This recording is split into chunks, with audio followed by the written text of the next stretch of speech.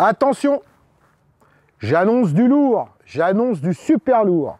En l'espèce, Kawasaki H2 SX SE. Alors, le nom, il est un peu barbare. D'ailleurs, on va vite régler ça.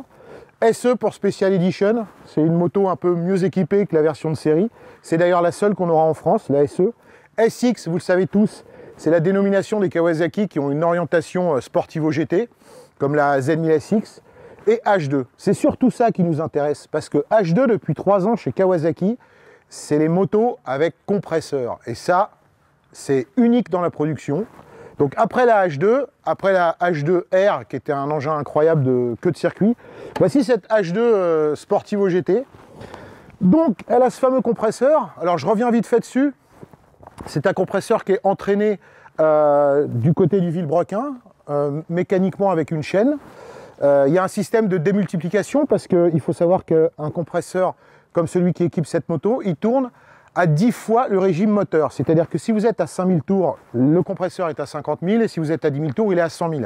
Pour ce faire, une démultiplication spéciale qu'on appelle un couple épicycloïdal, c'est un peu technique, et c'est ce qui permet à cette petite hélice de 69 mm de diamètre avec 12 petites pales en aluminium forgé de balancer près de 2 bars de pression de suralimentation dans l'injection quand on est gaz à fond.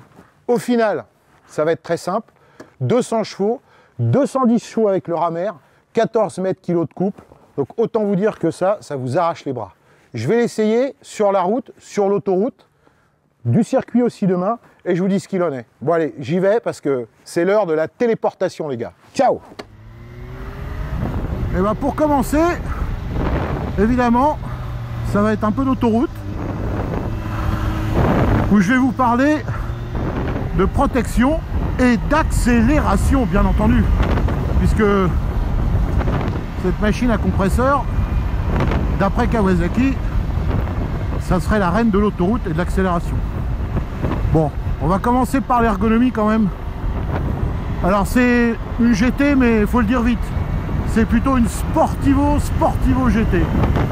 On a les jambes assez écartées, réservoir de 19 litres, on a les pieds assez repliés, les repose-pieds en arrière, des bracelets au-dessus des T mais assez écartés.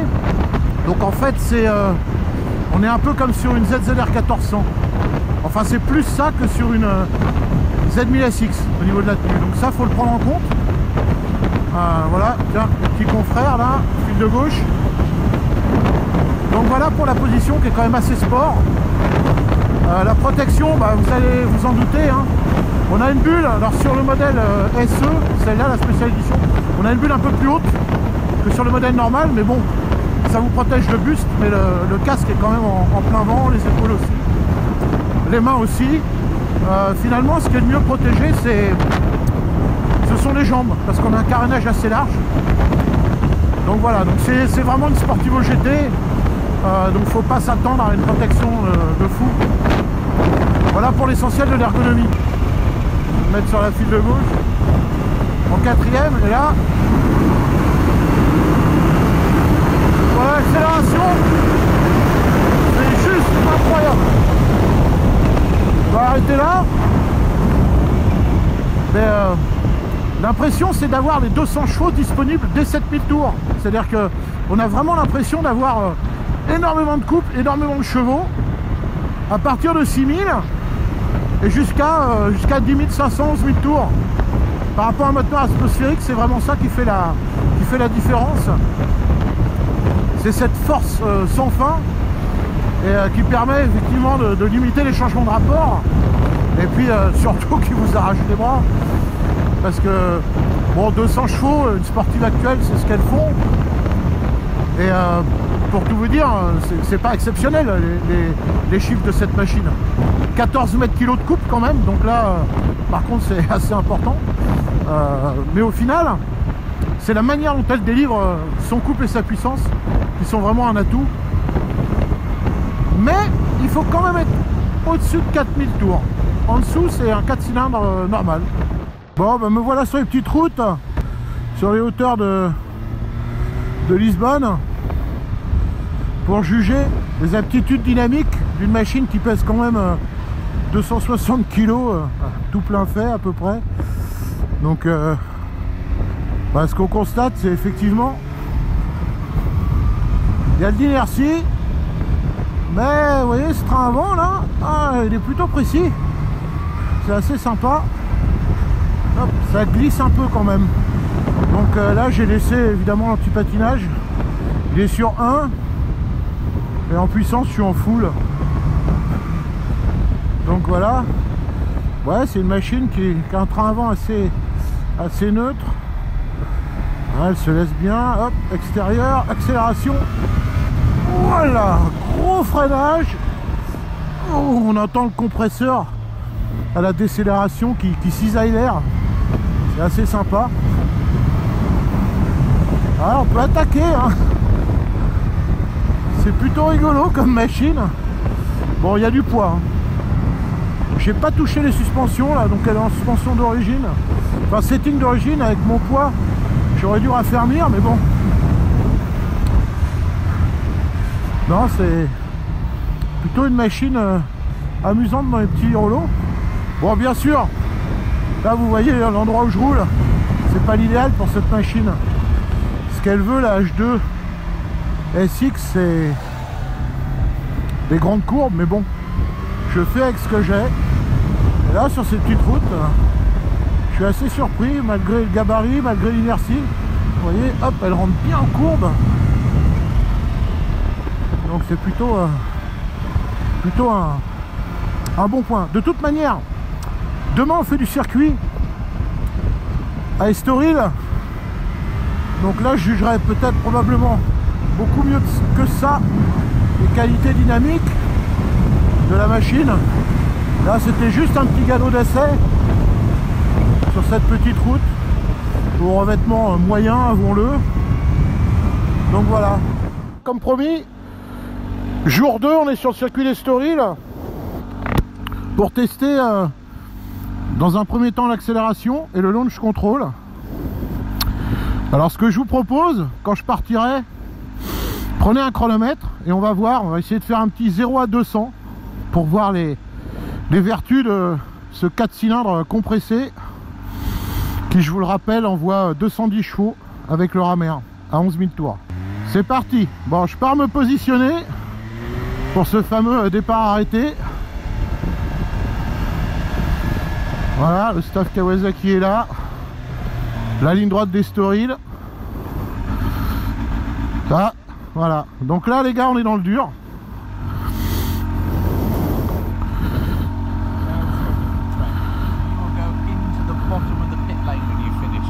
Ok, ok. With launch control or without? Without first. Okay. Ok, donc je vais essayer sans le launch control. Sorry, we take it to the KPRC on level 1, so you have to open the fan.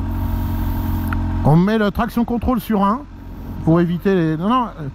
It's okay. Yeah. Are you ready? Voilà, je suis prêt. Ok. Bon les gars. 0 à 200, c'est parti. Allez, allez, gaz. Allez, soleil.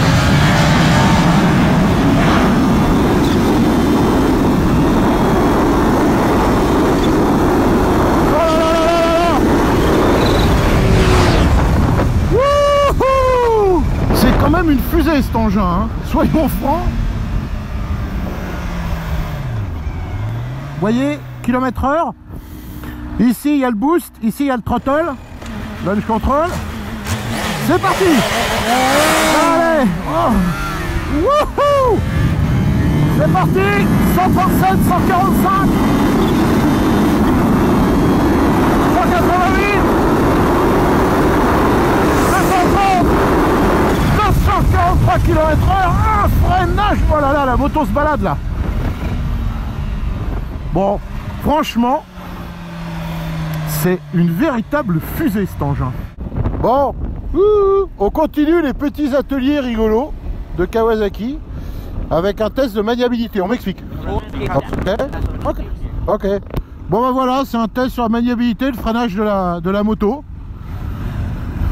C'est vrai que sur la route c'était un peu compliqué à gérer. Allez, c'est parti. Bon, je rappelle, hein, 260 kg la machine. Donc à gérer Ah, le motrice derrière, ouais, elle est assez équilibrée,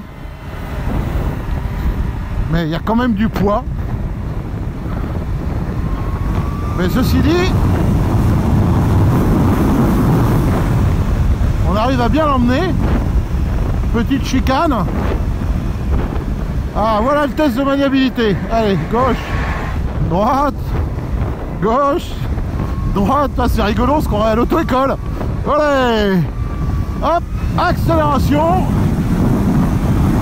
gros freinage. Ah, l'arrière bouge un peu. Et voilà, stop. Francesca, et c'est reparti. Bon, elle n'est pas faite pour le circuit, hein. Franchement, c'est beaucoup trop lourd. Ils ont raffermi les suspensions, mais bon. Ouais, ça pousse, oh là là, ça guidonne. Par contre, le freinage est assez impressionnant, vu le poids de l'engin. Les suspensions bougent pas mal quand même. Ouais, c'est un peu spécial sur circuit, ça bouge, c'est pas très stable. Hop, elle tombe un peu. Bon, elle n'est pas faite pour ça, c'est clair. Accélération sur l'angle.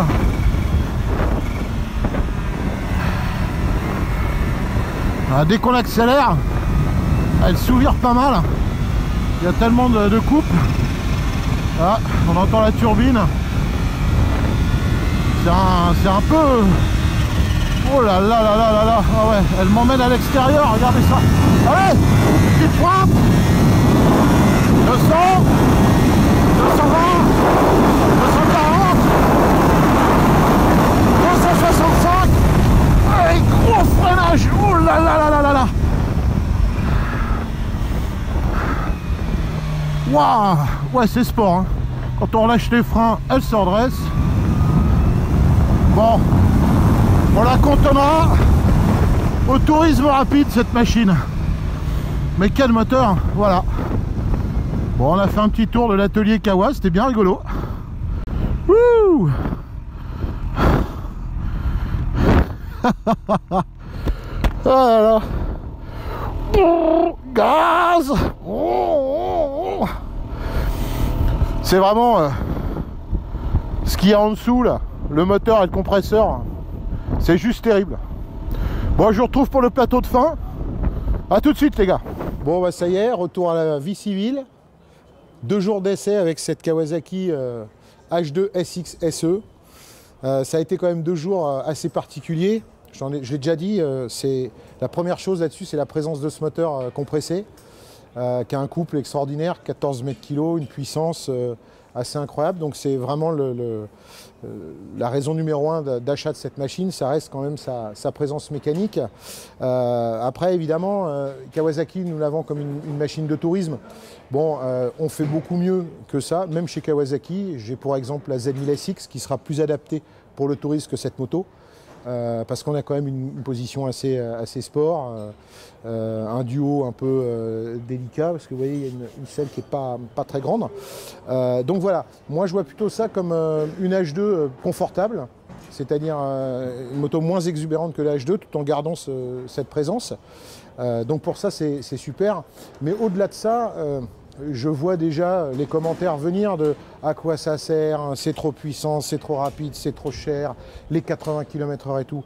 Ben, moi je pense que cette moto, c'est un achat militant en fait. Je sais que ça peut faire rire, mais cette machine, moi je la considère comme un pied de nez à cette société qui nous oblige tout le temps à baisser les bras, à baisser, tordre le...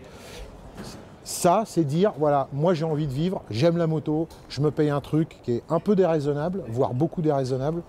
Et rien que pour ça, je trouve ça sympa que ça existe aujourd'hui. Voilà. Par contre, si on la veut, c'est 21 990 € sans les valises. Les valises, il faut compter à peu près entre 700 et 800 €. Donc voilà pour le prix de cette machine. À savoir qu'une H2, c'est 27 000 maintenant, presque 28 000. Donc du coup, voilà. C'est pour exemple le prix d'un trail routier aujourd'hui, d'une Multistrada par exemple. Donc c'est quand même une machine assez sympa, unique. vous aurez quand même une machine à compresseur, et ça, finalement, c'est quand même le pied. Voilà, donc j'approuve cette machine hors du commun. Je vous dis à bientôt. N'hésitez pas à commenter sur notre page Facebook, sur évidemment notre chaîne YouTube, et puis vous pouvez aller sur Instagram où il y a pas mal de photos de nos événements. Je vous dis à bientôt. Ciao!